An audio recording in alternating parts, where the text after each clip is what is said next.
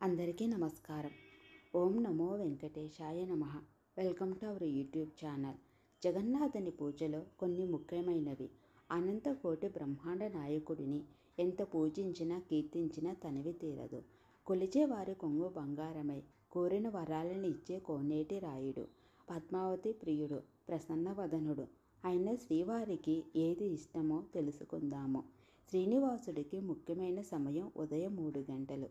ఆ సమయంలో యంత్ర ప్రతిష్ఠ చేసిన ప్రతి దేవాలయంలోని విగ్రహం రెప్పపాటు సమయం మహావిష్ణువు రూపం దాల్చి తిరిగి యథారూపం దాల్చుతుంది.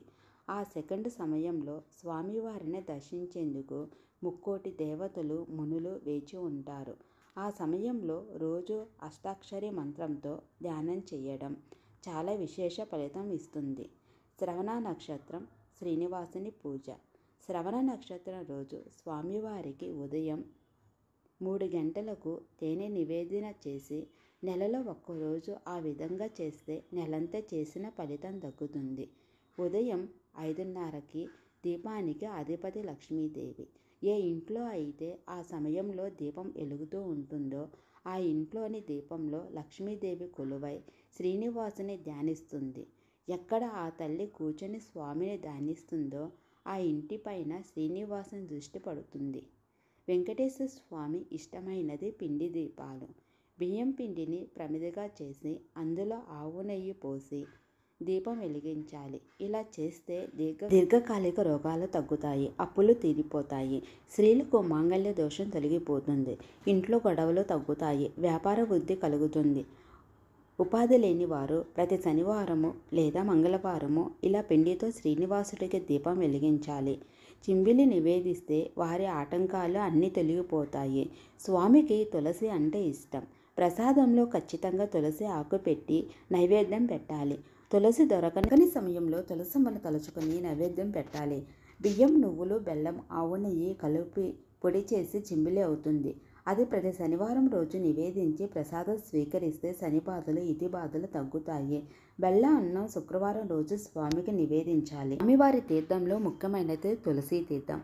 అందులో పచ్చకర్పూరం. స్వామివారికి తీర్థం తాంబూలంలో పచ్చకర్పూరం తప్పకుండా వాడాలి. స్వామివారికి పచ్చకర్పూరం అంటే చాలా ఇష్టం.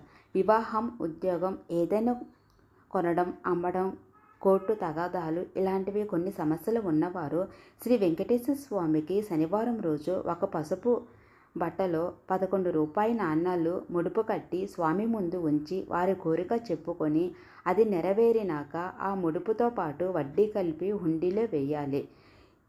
ఇది మంచి పరిష్కారం. స్వామివారికి కీర్తనలు అంటే చాలా ఇష్టం. కలియుగంలో నామస్మరణ చేస్తూ ప్రసన్నుడు అవుతాడు స్వామి. స్వామి పాడటం అందరికీ రాకపోయినా కానీ ఒకసారి గోవిందనామాలు స్మరించడం వల్ల స్వామి అనుగ్రహం దక్కుతుంది. ఇక స్వామివారి అనుగ్రహం కోసం ఏకాదశి వ్రతాలు, 7 శనివార వ్రతాలు, శనివారం ఉపవాసాలు ఇవన్నీ ప్రీతిగా భక్తిగా ఆచరిస్తారు. శనివారం నాడు రావి చెట్టు ప్రదర్శన చేసిన స్వామి అనుగ్రహం తగ్గుతుంది. నిత్యం హరినామ స్మరణ సకల పాపహారం. స్వామి స్వప్న సాక్షాత్కారం వారి ఎన్నుంటే కవచంలో స్వామిని రక్షిస్తూ ఉంటారు. ఈ వీడియో మీకు నచ్చిందంటే లైక్ చేయండి, గోవిందా అని కామెంట్ చేయండి.